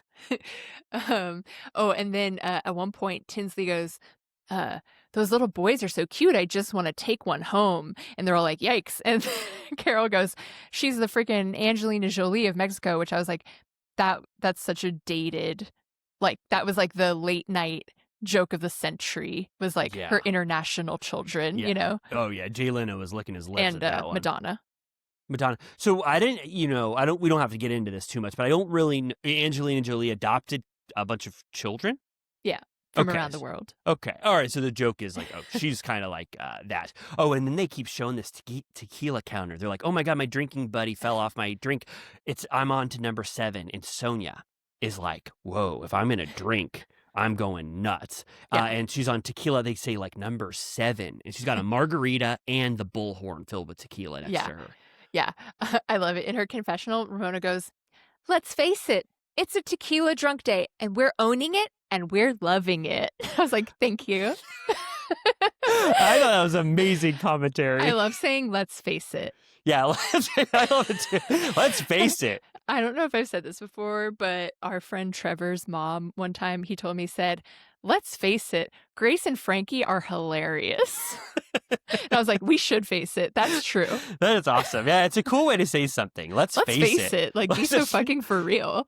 Let's face it. I'm gonna really try to implement that in my sort of conversations a little more. Let's just face it. It just like emphasizes. Can we finally face it? And then they go, "Can we face it? The helicopter needs to take us home." And at this I know point, you're like, "Damn, they just go home now." I think the helicopter guy goes, "I'm getting pissed." He's like, he was like 7 tequila shots. He goes, "We gotta go." And like some storm was maybe brewing or something. He goes, "Get your drinking buddy and get back in the helicopter." Now they're drunk. 7 tequilas. Oh my God. Would you fuck with a helicopter? No. Oh. Yeah. No. Oh no. Oh no. Absolutely they're not. Like actually dangerous. They're like, it's like the statistics are like 1 in 250 plummet to their deaths. It's like not worth it. No. Oh my God, not worth it at all. I could not believe they were doing that. Oh my God. It was crazy. And then they go back to the house and Carol goes, "We gotta fucking ride this buzz." Oh, I loved that, which is so true. Like, keep drinking or die. Oh, you're dead. Oh, they'd be dead. They'd be all in bed, snuggled up completely with There's covers. nothing worse than like when people start peeling off too early and you're like, get a life. No, it's like, no, come on, bring the margaritas over here. This is when it's just so fun. The fun meter is 10 out of 10. I was just like, oh my God. The rope swing, everyone is doing it. This is when that's so happening. Dangerous. I'm like, because they like don't know how to do it. Like Carol's like, I grew up on a pond or something, so I know my way around a rope swing. And Dorinda, you're like, yikes. No, Dorinda does like somehow flips on the thing and gets stuck on her feet where one is just holding her ankle just by it, and then like she falls burns her like legs, and then she falls on her head and she goes, Dorinda sucks at doing the rope swing. And then Bethany is just, obviously reveling in her huge win today. She's dancing on a table. Oh, sorry. Sonia's accosting Luann, kissing all up on her, which will continue for hours to come. Oh my God. Yeah, Sonya is in. She is like so grabby for every drink and tequila around her. People try to get it away from her and she'll just find a margarita that's laying around anywhere. Yes. This is where they, for some reason, start talking about like infidelity, and Ramona's like, the way I knew that Mario was starting to step out was because he would go play tennis or like leave the house and he would always leave his ring on the bedside. And I was like, okay, the Valley.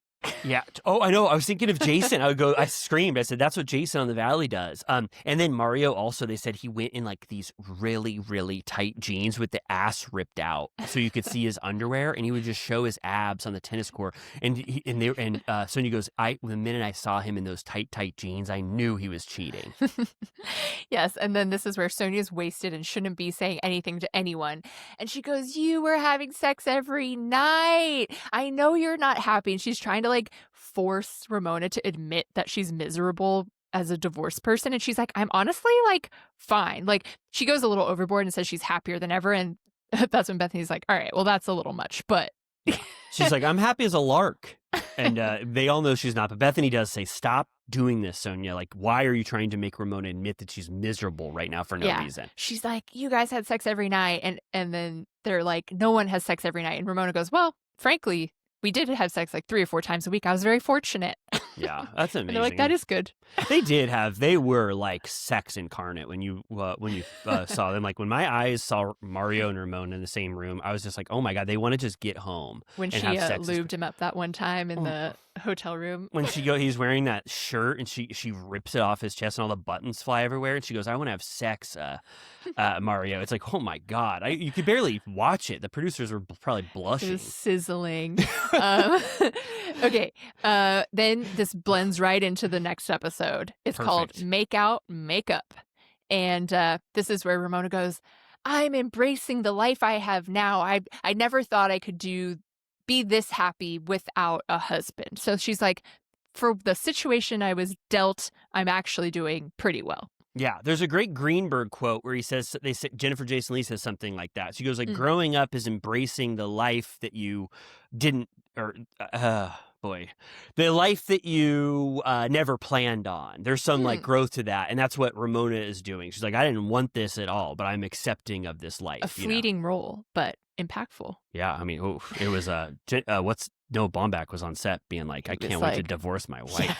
He was like, actually, Greta Gerwig is right over there. Fuck you. He goes, I may have written this movie with my wife, but I love Greta Gerwig, and I can't wait to write movies with her. I don't know. I think it's the house that Greenberg is sitting in the movie is, according to our friend who was an extra, is Jennifer Jason Leigh's mom's house. Holy shit. Yeah. Oh my God. What an amazing house. Oh, were they an extra in that really cool party scene where Dave Franco is playing? I'll show you. Really? Oh, I can't wait to see that. Oh my God, that's awesome. Yeah, I love Greenberg. Oh, anytime I can reference it. That's like his best distillation, I think, of like his shtick. I think so too. Yeah, I love it. He said, I hope I haven't already said this, but it's the perfect way to summarize his trilogy. He says, Squid and the Whale is my dad at his worst. Margot at the Wedding is my mom at her worst, and Greenberg is me at my worst, which is such a cool way to describe your movies. Like, that he used that for, for fodder for his films. Okay, nice. And like you said, they're getting that fun chemistry. They go, Ramona's got a great ass. Kind of like she says it just like Al Pacino in Heat. I didn't even notice that. She goes, Ramona's got a great ass. She goes, I wish it was my face. Yeah, Bethany's like, you should enter the room backwards. And then this is where Sonya keeps being like, Luann, get over here. Like, I want to touch you.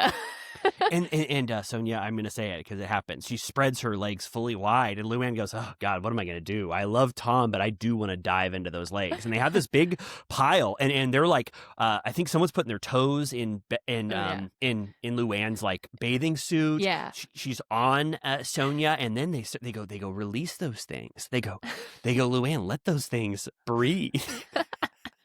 I think she does a little quick flash, and then Bethany flashes her tits too, and she goes, I have the best boobs ever! Yeah. And then she gets fully nude and jumps in the pool. Carol goes, hate to break it to you, but because Ramona shows Carol her tits, and she's like, oh.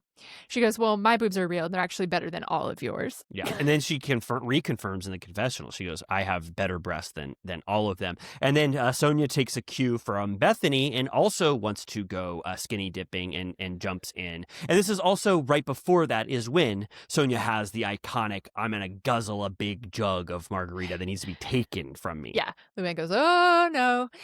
Then she skinny dips into the pool, so like there are two nude women in the pool. Then it cuts to Ramona with her pool noodles and Bethany with her pool noodles, and Bethany's fully nude, and this is where they have this crazy heart-to-heart where they're so wasted. Yeah. And it's like, it has merit, but they're also just wasted, so they're like so emotional. Yes. Yeah, they are both doing the thing we always talk about. Like they're so drunk that anything would tip you over the edge, and they're crying about it. And it's really about the softcore porn comment, which, I can't say that word. I should have not said it. But okay, I don't want to get I think on demonetized. TikTok they say corn. I should have said corn. That softcore corn moment. But it really, that was something that Bethany could not abide. Right. She did not want that about Brandon. She goes, what the hell? And then Ramona goes, okay, fine, I'm a miserable person. I don't know why I do the things I do. And Bethany goes, who acts like that? She's like, I don't know. Yeah. I'm not evil. Yeah. And real deep crying is going on. And then they're crying so much, and they're getting somewhere drunkenly that they have that hug and they come back together. And it's good because it is cathartic, even if it took a big gallon of tequila for them to get to admit it. It's fun that we've been watching this relationship go through this rough patch and then end with this, where they're having this like kind of sweet moment. And I think they're good for the rest of the trip, actually. Not one more blip. I think so. Bethany's like, I know you don't know. I just love being like crying, going, I'm not evil. Yeah, I loved it. It was great. That was one of the scenes that I remembered, from my initial watch of this, of just how like wonderful that sort of that head to head was between them. And then at this entire time, Sonya is kind of like basically Mr. Limpet, like a fish. She's at one point with her legs open, she goes, I love tequila. Yeah. And then they don't know where her bathing suit is, so I think they put Bethany's bathing suit on her. I know, I was a little bit like, yikes. Like, I was like, that's kind of gross. I mean, who cares? But like, I was like, it went from vag to vag, like straight up. Yeah, totally. And then Bethany comes out of the water. I think Ramona's gone. They had their heart to heart. And now Bethany's kind of like, oh, I'm on Sonya duty. And Sonya goes, I just want to kiss. I want to kiss you so bad. You're so fucking hot. Please kiss me right now. Will you have sex with me? It's crazy. Like, Sonya would have fucked any of them immediately if they would have allowed it. Like, literally. She goes, I'm going to say, she goes, yeah, no. She goes, she says it. She goes, can I have sex with you? And Bethany goes, no. And she goes, I love you, Bethany, so much. She's kind of trying to touch Bethany's ass. Yeah. I always think about how I'm like, wow, these women are so like fit, all of them. Cause I'm like, if someone tried to put Bethany's bikini on me, it would be like ripped to shreds. Like it's so small. And I'm like, damn, like it just fit her perfectly. It looked like it was hers. Yeah. Bethany goes, yeah, it fit like a glove. Bethany goes, just at least get it right if you're going to wear my bathing suit like a glove. She like ties it correctly for her. Yeah. And it's awesome. And then they still, does everyone make it to dinner? Who doesn't? Eventually. Okay. So we have, so I want to say that in this kind of torrent of iconic moments, Dorinda delivers a heavy hitter, one for the books. Her top 10 highlight reel includes this next scene coming up, which you almost forget about. I frankly totally conflate it with the Joker lipstick. Yes. No, me too. Yeah, and I conflate it with also when she was really drunk and embarrassed Bethany about Be Strong when she got drunk with all those charity people. Like she has a lot of sort of rough moments. So this one, Bethany's a little, she's being a little over the top. So I get why Dorinda. Annoying. It's annoying. Yeah, it's annoying. She's being annoying, but it's also like, let Bethany be annoying when she's drunk. Everyone else does other stuff when they're drunk. Right. Bethany likes to be a little like, hey, what the hell's going on? But Dorinda is like a drunk, like, she's like not that type of person. She's a little like uncomfortable or I don't know what, but she's on her own like drunken journey. Tinsley was a worthless mediator. I felt like if I was there, I would have been like, all right, girls. I got you. I feel what's happening here. So Bethany goes up and she goes, hey, I thought everyone was coming to dinner. I'm late and I'm the latest one, but you all were supposed to be here. And Dorinda goes, oh my God. She goes, you're acting so crazy right now. Stop, Bethany, please. She's like, all right. Like, enough. We get it. Like, chill. Yeah, and Bethany, it's very, very polar opposite to what the energy that Bethany has. And Bethany, I think, accuses Dorinda of sort of acting, like trying to make more of this by chastising Bethany, which Dorinda was not acting. She was drunk and she did not like the mood, the vibe that Bethany was setting. And that sets Dorinda fucking off, being told that she's acting. And she starts to speak in this string of pure drunken gibberish as she tries to sing-song, beautiful drunken gibberish sea shanty that she says, and Bethany is loving it because she gets to she starts to orchestrate it with her hands as Dorinda just speaks this nonstop gibberish at the table. You don't say that to me. You did show up here. You said it there. And then Tinsley gets up and is sort of like dancing and they're like, do, do, do. And she's like, stop that. And then she's like, you're doing your act too. And like at some point she has her hand on a knife and she's sort of like pushing it into like the wood table. And you're like, what the fuck? Unfortunately, during Dorinda's sort of drunken rant, she did grab a knife and gripped it a little too hard because it caused blood to start spurting from her hand. And she goes, oh God, she goes, I grabbed it. I can't do her drunken. I thought that was going to be the end of it because she goes, oops, like I stabbed my hand. And Bethany goes, what do you mean? What are you talking about? And they get like the anger disappears because they're like, well, now we have to go deal with this injury. But then it picks up again somehow still. Bethany goes, this is a house in which, I am sort of responsible, so we can't have Dorinda be bleeding everywhere. And then this is when they turn into documentary filmmakers, the production team, they're like, oh my God, get the blood on the table. Like, what the hell happened? Get the wound. Like droplets of blood. Dorinda was squeezing a knife as she was ranting in that moment. She was so fucking pissed at that point. Yeah. And so she's helping her. They're like, it's actually just a flesh wound. Like, it's not that bad. It's not that big of a deal. And Dorinda goes, isn't it overwhelming trying to be so correct all the time? Like, you don't need to be this like superhuman, like super mom, super boss all the time. Bethany's like getting pissed because she's like, don't you dare talk about like my fucking problems. She goes, I will always honor people's time. Like she gets really like hell-bent on being like, it's good to be on time. Like I'm professional. And like, and then she starts to like spiral out about like, I know what's bad about me. You don't need to tell me. And like, you don't need to therapize me. And she's getting all pissed. Yeah. She goes, okay, Dr. Tequila. I was like, whoa, Dr. Tequila. She goes, my session is now ended. Like you just said, if you were there or I, Yeah. like what Dorinda was trying to say, it had good intentions behind it. It was Yeah. basically, but it was just a drunken mess. And then Bethany Totally. took it way too much to heart, like as Which an is indictment of why, her character. like, when Bethany's still pissed the next day, it's like, it's not worth it, bro. Like, let Yeah. it go. So, like, at one point during this argument, there's fireworks, which sort of distracts, and you think that would be the end of it too, but only, I think, does Dorinda go out and Tinsley goes out? Yeah, they go out, and then Dorinda catches Bethany, almost like, come on, like we had a little flare up, but it's over now. And she goes, I totally cut my hand. She tells Bethany, which Bethany already knows this. And Bethany goes, I don't ever want to be psychoanalyzed by you. And then that's when Dorinda is like, oh, God, oh, we're still going at it. Dorinda still wants to be pissed because she's got that fire in her. And she's like, you're mean. You're a mean bitch. Yeah, she goes, thanks for the day at Skinny Girl. And she's like, I'm always the one that's sticking up for you. And then Bethany's like crying. She's like, because she goes, when she says the Skinny Girl thing, she goes, and there it is. The truth comes out. And she goes, like, I don't want to know what everyone is thinking about me. Like, she's waiting to hear that people resent her success. Yeah, she's like, I'm surrounded by blonde, jealous bitches. And she thinks that Dorinda just revealed herself, where she doesn't know that Dorinda, I gotta say, I think I'm okay to say this, Dorinda just has sort of a temper.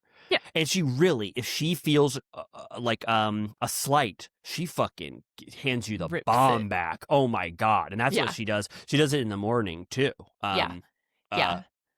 So we're sort of there, right? I mean, we're at the morning. Ramona fills in Luann, who never came to dinner. She goes, to tell you the truth, I was on the phone with Tom and I fell asleep. So she missed it all. It's so cool, though, the power of this cast, that like Dorinda could be absent from one dinner. You don't really notice it, even though you love if Dorinda was there. Luann missed the dinner. It's like, well, Luann fell in the bushes last dinner, and it was awesome. So you don't even paid her dues. Yeah, and it's like this is just perfect. It doesn't matter. They're so good. Everyone is firing, on all cylinders, that you don't even miss that Luann didn't go to dinner. Where if you remember, like when Bren was like, Uba, or she was like, someone's not paying attention at dinner, and it was the biggest deal in the world that not one of them was contributing. Whereas in this cast, they don't give a shit. They're all just being as entertaining as possible. You don't notice it. Yeah. And then this is where the next morning, like, Dorinda and Bethany are around the same table, and they're kind of Dorinda's trying to act like nothing's wrong, but they're still both kind of pissed. Dorinda's like, I was just trying to say that Bethany's a great mother and doesn't need to be perfect all the time. And she's like, that's what you think you said last night? And she's like, yeah, and that's it. And Bethany's being like kind of toxic and like gaslighting, where she's like, you have a very nasty side about you. Like, she's like very like, wow, like, yikes. Like, it's like really kind of like, I don't like it. Yeah, me neither. Yeah, she got she got more, I think, pissed off obviously than this warrant. She goes, nasty, and then Dorinda does give her. She goes, you were a little dramatic with the knife or whatever, and she goes, well, where did I learn drama from? You're pretty dramatic yourself. And Bethany's like, oh, that's how you apologize. So they immediately go back because Dorinda gave her one back immediately. So then it kind of fizzles out, but then you realize eventually that Dorinda is sort of hung up on this. Dorinda does love Bethany. I think that even though Dorinda tries to play it cool, she has this version of Bethany vision of Bethany that she's appealing to, because she knows that Bethany is sort of the golden goose too. So she cries. Like, I think she was tossing and turning all night thinking about how she needs to get back on Bethany's good side. Yeah, she's upset about it. She's like telling Carol, like, John tells me this all the time, that I go too far when I'm angry and I snap back. Like, my daughter's told me this, blah, blah, blah. So they have another conversation where they finally are like normal and like have a heart to heart, where Dorinda's like, I overreact when I feel attacked. Like, it's not about you. And Bethany's like, okay, like, I get that. She goes, I just always feel like I'm guilty around my success. I can't even share like the cool things that I do because I feel like it's bragging. Like, she said that it's like weighs on her that she feels guilty for her success. Yeah, and she says, I try to share my bounty with everyone. Like, I am the golden goose, but I want to share my golden eggs. And Dorinda goes, you do. And then later at the dinner, the final dinner they have, Bethany does say that this was a 10 out of 10 perfect apology that Dorinda gave her. Like, it absolves Dorinda of what she did. She loved this, that Dorinda came to her and just admitted. Totally. all of this stuff. Yeah, like it could have happened much sooner Totally. for like between them. Okay, so then half of the group goes on a boat, half of them stay and get massages. Which one are you doing? Ooh, that's kind of hard because if you were like super hungover, like Yeah. staying at the house would sound so nice Yeah. and like just utilizing the property. A boat is always fun, but like, I don't know. It probably depends on your energy level that morning, like you were talking about. I would Yeah. probably always be the one who goes on the boat just for a distinct, adventure. Yeah. Whereas massages, I don't know if I've ever admitted this before, but I can't stop thinking during any massages, so I waste every single one. I don't even feel it happening to me because I'm thinking about turtle time and how to do it better, and Yeah, like should your leg be in a different position or whatever. Yeah, that kind of stuff. Yeah. They split up and they both have fun times, but the boat stuff is much more fun, obviously. Right. Yeah, there's this guy, Captain Fred, and he's like, we have champagne, wine, hors d'oeuvres, and Ramona goes, what if we want you?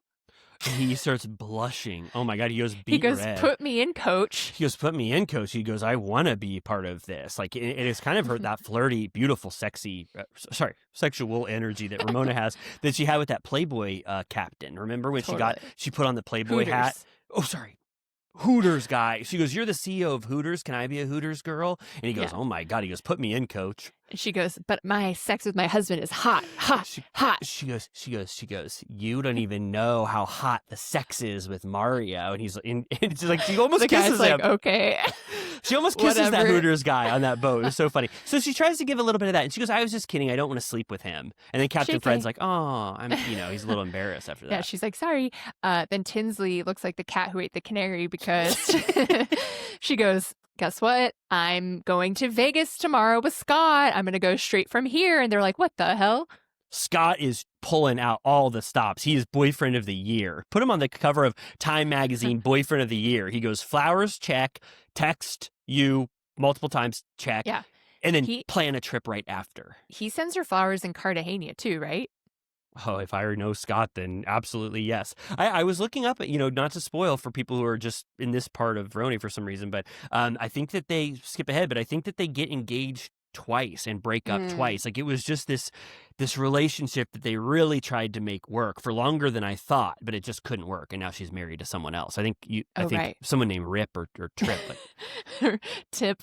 Okay. They go swimming. They do fishing. Only Carol wants to do this, which I just saw Jaws last week. It reminded me of when they strap into the chair, and she's really into the fishing. But of course, they don't actually catch a fish, so they do a prank where they buy this massive fish on the port and they trick the household into thinking that Carol caught it. This is why Carol gets those big bucks raining down, why she had a 6-season run or whatever the hell it was. It's so funny because pranks are so stupid. Obviously, we hate pranks, but it's so funny for her to buy a big 80-pound fish. I know. And to like, say how much they did bought that it. cost? Like $200? Like, damn. Best prank ever, though, to say you caught that big thing. She does say, I feel like Hemingway. Yes. She goes, I feel like Hemingway and The Old Man in the Sea. And they all go, oh my God, I love that book. Like you would, little writer girl. Totally. Also, Tinsley teases that to come, that she's going to have that like thank you / fuck you party for Sonya, which I think is the finale, which is the next episode. Made me want to just keep watching. I know. I was going to say, I was like, I turned my TV off and I was like, what is stopping me from ripping even further? It's just someday you and I are going to totally just rip on that thing. Also, they have the chef at the house do something with the giant fish. They go, can you like make something with this? And they're like, of course. And I think it's the same, like what he makes out of it is ceviche. And he goes, do you like it? To Ramona. And she goes, like it? She goes, I would marry you so I could have this every fucking day. It's so good. And I was like, damn, like it must be really, I mean, it's fresh as hell, obviously. Oh my God. Yeah. He blushes like Captain Rick. He's like, oh my God, I'll keep making ceviche like this. Oh, and then we have to say they do this. So we're winding down, but they do this fun montage of them getting ready. And Bethany's like, wait, what's happening? Like a narrator bursting in. She's like, this is going too well. Everything is resolved. Dorinda's good. I'm good with Ramona. Ramona's face completely healed. What we can't end like this, but it's a great narration to be like, oh no, we had exactly what you want. Conflict at the start, and then we are getting this resolution for the final 10 minutes of the episode. And then Ramona comes down dressed to kill, like Sexy. Brian De Palma said. Sexy as hell. Like Brian De Palma says in that movie, Dressed to Kill. She Without looks, the twist. she looks great. She comes down the stairs and everybody goes, oh my God, Ramona, where the hell did you come from? And they delight in that prank, that fish prank that went off without a hitch. Yeah, they're like, hee hee, they all bought it. And then Luann, they sort of goof on her because they go, Luann, do you think, the producer goes, do you think that Carol caught the fish? And she goes, do I think she caught the fish? She goes, I think it was probably the captain of the ship who caught the fish. I'm like, not even. Yeah, I was like, little do you know, she bought a fish. You know, everyone, as we wind down, I just want to say, like, everyone sort of has an iconic, fun moment. Like, there's not one person who just had a pure bummer part of this thing. They all have amazing, iconic moments. MVPs across the board. Totally. And then Tinsley gets a little spot in the sun for this dinner. She goes, hey, I want to get drunk as hell too for some reason. Yeah, she's lit. They started out with a rose and thorn, which I personally learned. I think I think the Kardashians do peak and pit. Oh, I love the same that. thing. Yeah, peak and valley, peach and pit, peak and pit. Rose and thorn. And it was kind of funny because they were treating it like this is the first time they've ever done it, which I was like, oh, did every other Housewives franchise spawn off this? Because Bethany goes, come on, the thorn is bad and the rose is good. I was like, come on. I mean, we know this, don't we? Like, yeah, it's pretty commonplace. I forget what Tinsley even says, but she apparently says the F word a lot because Luann goes, you got to drop the F-bomb. The F-bomb has got to go. Yeah. One of her, a monocle plops off and she goes, these people, darling, are looking around, hearing you drop F-bombs. And she goes, Tinsley was like, I gotta say, my Rose was feeling fucking cool in the helicopter. It was so fucking awesome what we were doing flying around like that. It's just like this, just drunken. Yeah. Just drunken she was like, mess. It was lit. It was awesome. And Bethany's like, all right. And then she corrects her zinger back to Luann, is like, well, you always call Palm Beach West Palm or whatever, vice versa. You're in Palm Beach and you're calling it West Palm Beach. You're calling it all West Palm Beach. It's like they couldn't be more distinct. There's a big bridge that goes between them, so you're not speaking properly. And then, I was going to be like, Tinsley, what the hell is this drunken rambling that you're talking about? But then Bethany, who I always use for guidance, says, oh, Luann's been talking about Palm Beach a lot. She's been saying Palm Beach over and over again. So she kind of likes that Tinsley's calling out this Palm Beach stuff. Her version of Dorinda talking about the UK, or Sonya talking about being with royals. She goes, we're just going down to Palm Beach. Like, I was just in Palm Beach. Like, me and Tom love to sun in Palm Beach. Like, it's her thing to be like, I love Palm Beach. Yeah, it's like a status thing. Totally, but is West Palm Beach more desirable? Because it sounds like Tinsley loves the West Palm Beach stuff. Or is Palm Beach more desirable? Is Luann misstating and she's not in the nice version and Tinsley's taking her to task? I think so. I think Bethany was saying that Palm Beach proper is like the social enclave that's like, like a elite, and that Luann doesn't hang out there, but says that she does. Oh my God. If I'm going to West Palm Beach, I'm calling it Palm Beach ASAP. I'm going to be, I just had the best trip of my life in Palm Beach. They at one point, Tinsley, when she's kind of screaming or whatever, she grabs a knife just like Dorinda to try to like recreate Dorinda's moment. They're all for like, a second. whoa. They go, stop, put down that knife, please. Yeah. So everyone says they're Rose and Thorn from the trip. And then so Luann has heard all of the examples already. And then when it gets to her, she goes, so my Rose is my husband. And they all go, boo, oh, no. Bethany does a faux, like, gag me, like, gag. She gets it from the table, pretends. She, like, gets right up behind these people's table and, like, pretends to, like, jump off of the cliff into the sea. So funny. so funny because she's appalled by Luann saying, and they have to correct Luann and be like, it's supposed to be the rose from the trip. It's a very funny way She's to like, end. oh my God, I misunderstood. Kill me now. Like, she's like, I know. Oops. Yeah. Yeah, it was a great, just funny way to end it. And they don't even say, like, we're going back tomorrow, cheers or whatever. Like, it's just like they just end the trip right there on that funny high. Yeah. I even let it play into the next episode just to make sure there was no, like, drigs of the trip, and there was none. They were in New York. Oh, my God. Well, yeah. This was a perfect trip with a perfect cast. It was so funny and fun. Even the page 6 stuff was just a little extra sprinkle on this wonderful thing. And I'm so glad that we got to do this for our Turtle Time trip. And I want to say that I think that after this one, I figure that if we put this one up, it would probably just jump to the top of the charts, and we had to take care of this one. But now I feel like we're kind of in a zone where we've done some of the heavy hitters, and now there's more freedom to be doing underrated trips, and we'll have people vote, on them, like, Cartagena if we want to do that, or I still want to do that Jersey Miraval trip. But I felt like this was sort of, for us, I felt like this would be sort of, top tier of a trip we wanted to recap. So totally. Yeah, we have to make like a master list just so we have it. But I have plenty of travels myself in the next year, so I'm sure we'll need to deploy one at some point. Yeah, I think so too. You said that one to really put in consideration is that Miami one in season 6 or 7, season 5, I think, where they go to Mexico City. Oh, that one is like, oh my God. Which I didn't mention because it wasn't ever relevant, but the newest Lady Gaga video that came out like last week, she's at that dead baby island where all that shenanigans goes down on Miami Housewives, and I was like, I think it's a famous like location, but also I like to think that Gaga saw it on Miami Housewives. She's ripping through Miami, and she loved that trip. So, yeah, we hope, let's just say, like, we don't have to end this like any other episode. Let's just say we hope you enjoyed this Turtle Time trip. We'll do more whenever Amy and I are out of town or there's nothing else to talk to. But what would be a fun conversation is just let us know. Is there some underrated trip, untapped, random trip in the Housewives canon that you want us to recap in the future? Let us know. Yeah, we should figure out what the first international trip ever was.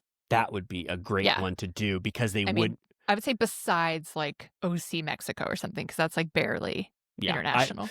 I agree. Well, let us know. This one was a masterpiece to me, and so I can't wait to start digging. And I love that we get this little peek into these franchises that we haven't, recapped, and go back into the past. So hope it was fun. Lastly, I'll just say, we have a wonderful, wonderful sort of community called the Villa Rosa VIP community on Patreon, and Amy and I launched some new tiers.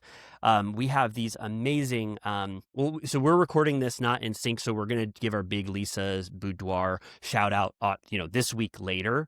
But we have these beautiful new tiers, and we hope you'll check them out. And one of the new things we launched is the Villa Rosa Film Society for $10, where Amy and I are going to be recapping some cherished movie every single month, which I think is, a way for us to have an outlet to talk about films. You remember how we were talking about films in this episode? We always do, but if you like just that, you'll get both our Vanderpump Rules recaps and a movie a month. So it's a great value. I would say do that one. I mean, it's one of the best values in history. Like, literally. Yeah. So great. And then rate us, review us, please. I got to ask again. I've been seeing some awful reviews coming in, things that curdle my blood and make me sad, and it makes me think about it for days on end. Please just give us some. Did you see? We have multiple healing ones. We just called someone's favorite hillbillies rather than a negative one about us being hillbillies. I loved that one. There's a couple I saw that I really gave me sort of an existential, deep sadness. But let's try to keep it fun if you can. I don't even like constructive criticism, to be honest. I'm too sensitive for it. So just say I love it, or please, for the love of God, don't review us. You can, but we love you all. We love you all.